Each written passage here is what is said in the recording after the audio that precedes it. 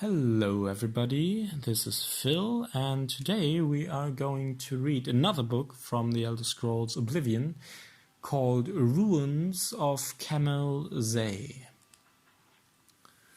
The Ruins of Kemel-Ze by Rollard Nordsen.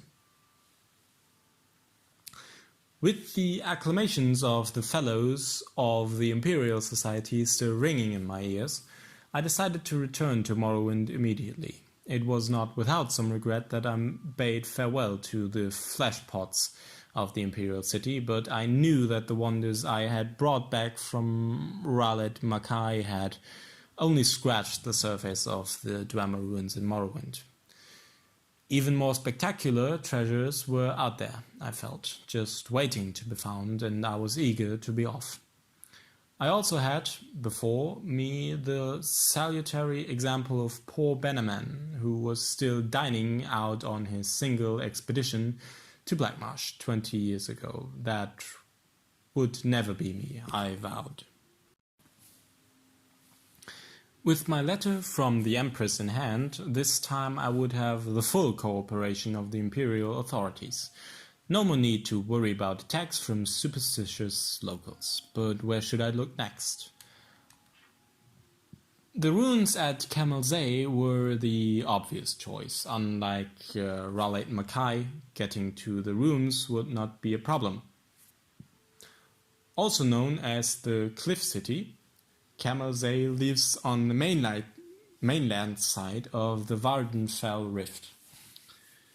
Sprawling down the sheer coastal cliff, travelers from the east coast of Vardenfell often visit the site by boat, and it can also be reached overland from the nearby villages without undue hardship.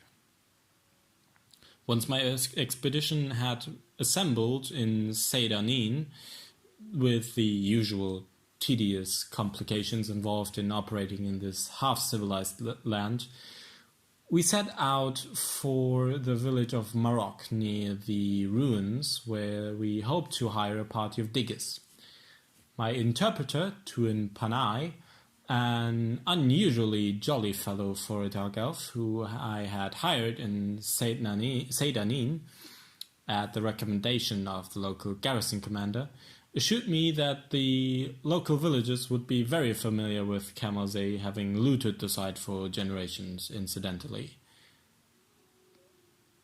Tenpenny, as we soon came to call him to his constant amusement, proved invaluable, and I would recommend him without hesitation to any of my colleagues who were planning similar expeditions to the wilds of Morrowind. At Marog, we ran into our first trouble. The headman of the village, a reserved, elegant old fellow, seemed willing to cooperate, but the local priest, a representative of the absurd religion they have here worshipping something called the Tribunal, who they claim actually live in palaces in Morrowind, was fervently against us excavating the ruins. He looked likely to sway the villagers to his side with his talk of religious taboos. But I waved the Empress's letter under his nose and mentioned something about my friend, the garrison commander at Seydanin, and he quieted right down. No doubt this was just a standard negotiating tactic arranged among the villagers to increase their pay.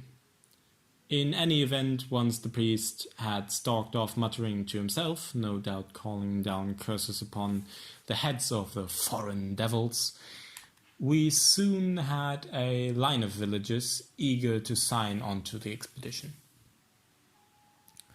While my assistant was working out the mundane details of contracts, supplies, etc., Master Arum and I rode on to the ruins by land. They can only be reached using narrow paths that wind down the face of the cliff from above, where any misstep threatens to send one tumbling into the sea, foaming about the jagged rocks below. This city's original entrance to the surface must have been in the part of the city to the northeast, the part that fell into the sea long ago, when the eruption of Red Mountain created this mind bogglingly vast crater. After successfully navigating the treacherous path, we found ourselves in a large chamber, open to the sky on one side, disappearing into the darkness on the other. As we stepped forward, our boots crunched on piles of broken metal, as common in dwarven ruins as potsherds in other ancient sites. This was obviously where the looters brought their finds from deeper levels, stripping off the valuable outer casings of the dwarven mechanisms and leaving their innards here. Easier than lugging the intact mechanism back up to the top of the cliff.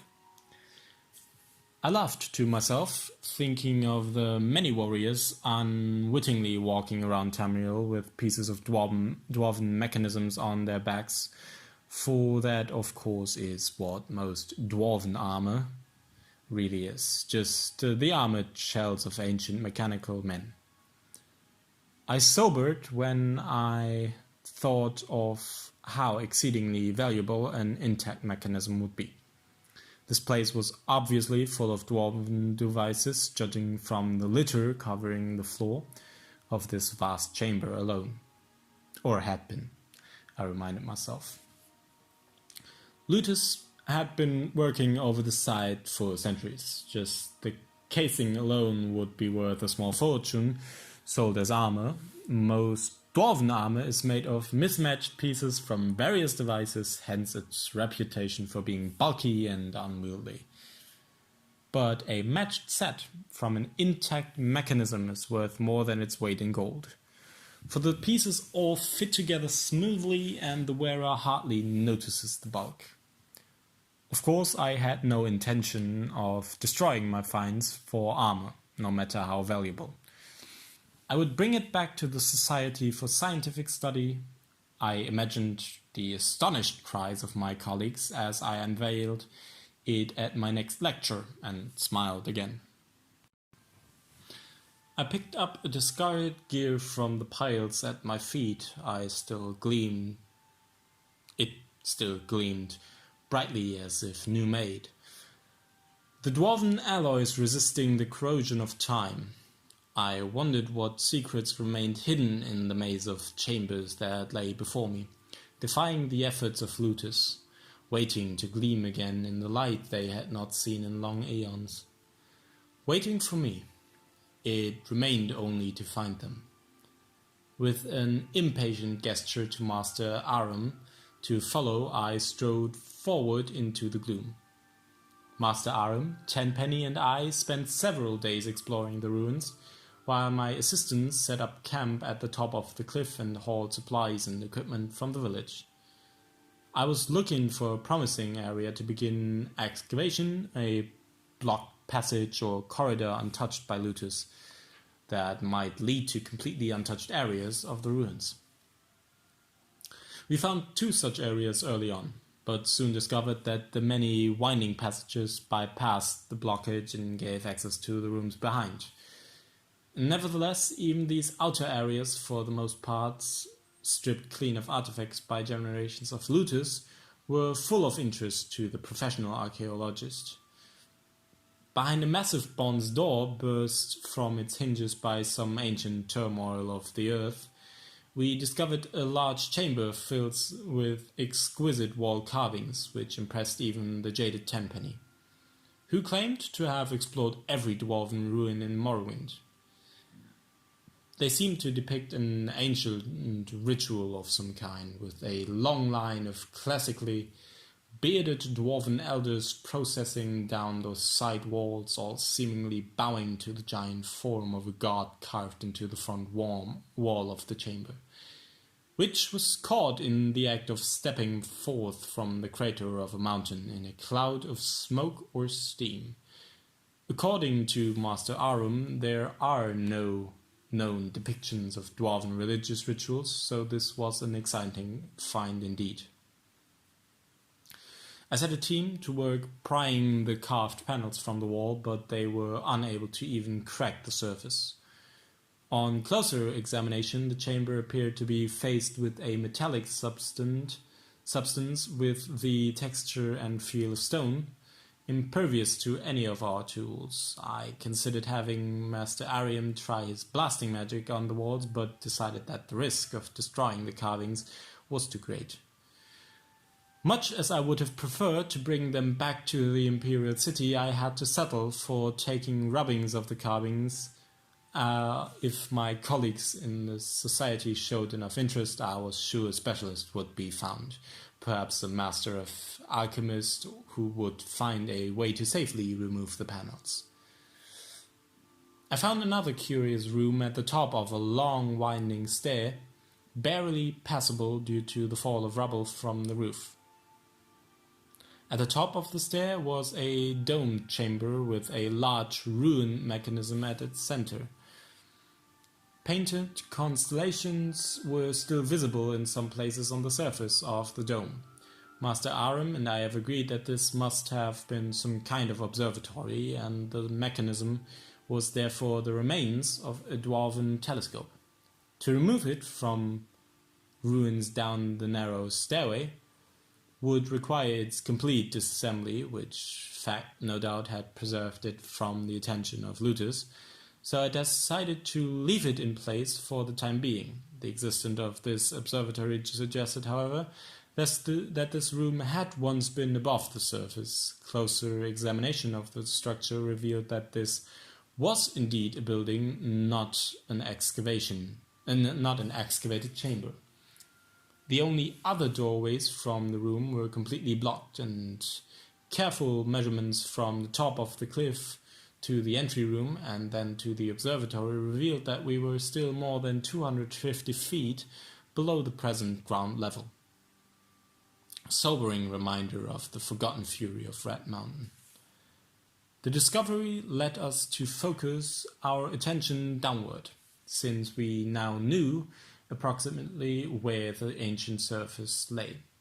We could rule out many of the higher blocked passages. One wide passage, impressively flanked with carven pillars, particularly drew my interest. It ended in a massive rockfall, but we could see where looters had begun and then abandoned a tunnel through the debris. With my team of diggers and Master Aram's magery to assist, I believed we could succeed where our predecessors had failed. I therefore set my team of dark elves to work on clearing the passage, relieved finally to be beginning the real exploration of Kemel-Ze. Soon, I hoped, my boots would be stirring up dust that had lain undisturbed since the dawn of time.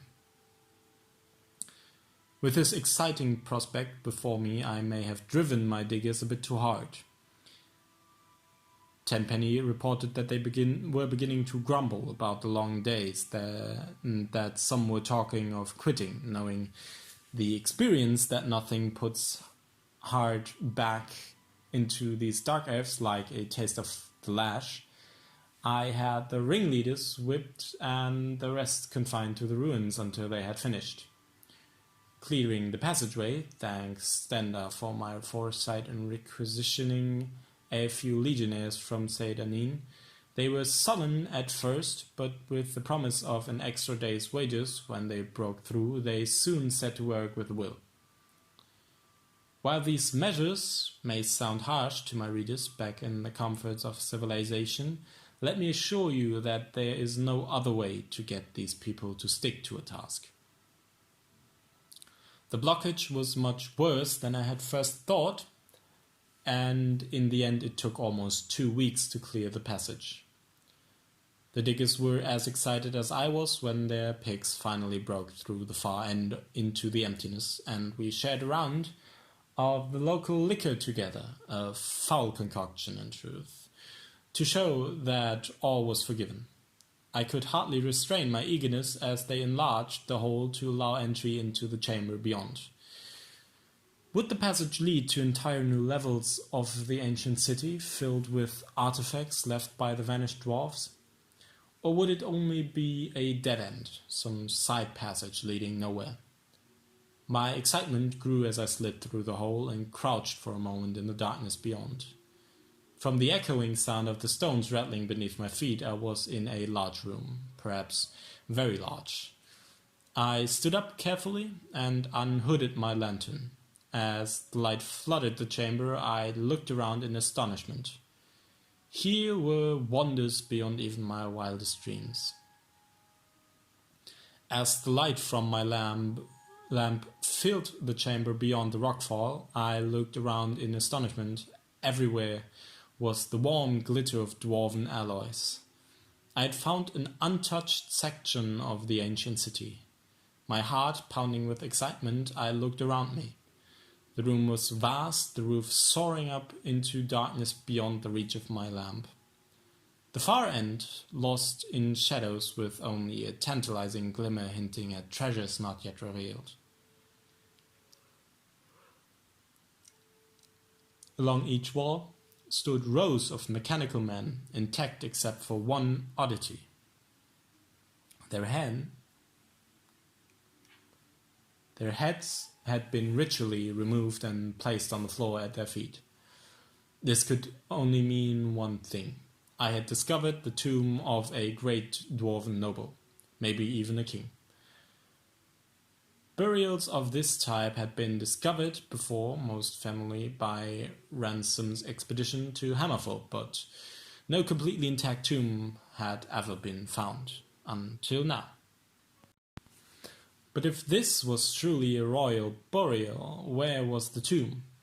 I stepped forward, gingerly, the rows of headless bodies standing silently as they had for eons, their disembodied eyes seeming to watch me as I passed. I'd heard wild tales of the curse of the dwarves, but had always laughed it off as superstition. But now, breathing the same air as the mysterious builders of this city, which had lain undisturbed since the cataclysm that spelled their doom, I felt a twinge of fear. There was some power here, I felt, something malevolent that resented my presence. I stopped for a moment and listened. All was silent, except it seemed I heard a faint hiss, regular as breathing. I fought down a sudden urge of panic. I was unarmed, not thinking of danger in my haste to explore past the blocked passage. Sweat dripped down my face as I scanned the gloom for any movement. The room was warm. I suddenly noticed much warmer than the rest of the labyrinth thus far. My excitement returned. Could I have found a section of the city still connected to a functioning steam grid? Pipes ran along the walls, as in all sections of the city. I walked over and placed my hand on one. It was hot, almost too hot to touch. Now I saw that in places where the ancient piping had corroded, small jets of steam were escaping. The sound I had heard. I laughed at my own credulity. I now advanced quickly to the far end of the room, giving a cheerful salute to the ranks of mechanical soldiers who had appeared so menacingly only moments before.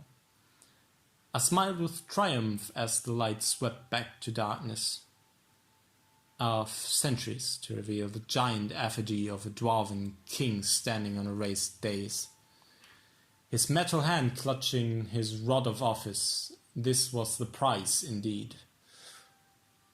I circled the dais, slowly admiring the craftsmanship of the ancient dwarves. The Golden King stood 20 feet tall under a freestanding domed cupola, his long, upswept beard jutting forward proudly as his glittering metal eyes seemed to follow me. But my superstitious mood had passed, and I gazed benevolently on the old dwarven king. My king, as I had already begun to think of him, I stepped into the dais to get a better look at the sculptured armor. Suddenly the eyes of the figure opened and it raised a mailed fist to strike. I leaped to one side as the golden arm came crashing down, striking sparks from the steps where I had stood a moment before. With a hiss of steam and the whir of gears, the giant figure stepped ponderously out from under his canopy. and strode towards me with frightening speed.